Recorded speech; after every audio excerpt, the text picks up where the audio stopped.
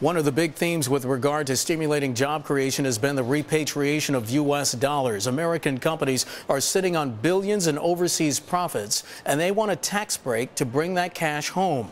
This morning, the New York Times reported that a study done by an affiliate of the National Bureau of Economic Research said the last time such a tax incentive was granted, 92% of that money went to shareholders in the form of buybacks or dividends.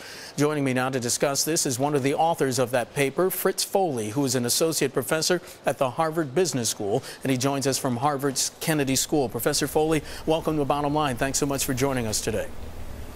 Thanks very much for having me. Professor, the Homeland Investment Act of 2004, it provided a one-time tax holiday for the repatriation of foreign earnings by U.S. multinationals. What did firms have to meet, the type of criteria did they have to meet in order to reap those benefits?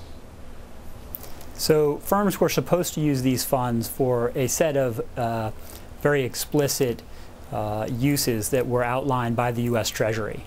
And the problem with the way the act was written, however, is that money is fungible. And so firms that brought money back to the United States, in fact, had considerable leeway as to how funds were actually used and what uses they were directed towards. Professor Foley, there was a feeling at the time that some firms who were experiencing financial constraints would use the money to create jobs here at home. Did that happen?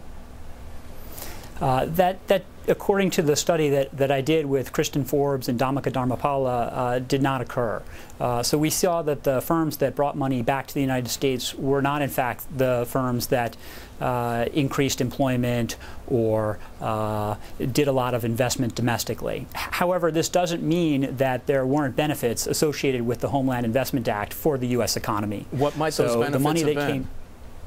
Yeah, sure. So the money that came back, as you indicated at the beginning of this segment, was largely returned to shareholders in the form of share buybacks and dividends.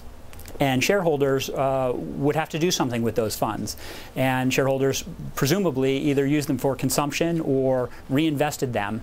And the consequences of that kind of activity would be something that would stimulate the U.S. economy. Yeah, in our study, we can't get to the details of that. Yeah, Professor, excuse me, but I understand that if the shareholders got that in the buybacks and dividends, that's good for the shareholders. But was the onus here that this money was going to come back and it would lead to some sort of job creation mechanism? Because if I'm not mistaken, some lawmakers who were for this back in 2004 were predicting that this might end up at least in the creation of 500,000 jobs. Yes, so we believe that those estimates were pretty unreasonable. And why do you say that? That there's really not much basis to believe that U.S. multinational firms are financially constrained, especially in the 2004-2005 timeframe. So it's hard to expect that some new capital would have been especially valuable to them in creating domestic jobs. Were there instances of firms reallocating funds internally to bypass the goals of the Repatriation Act?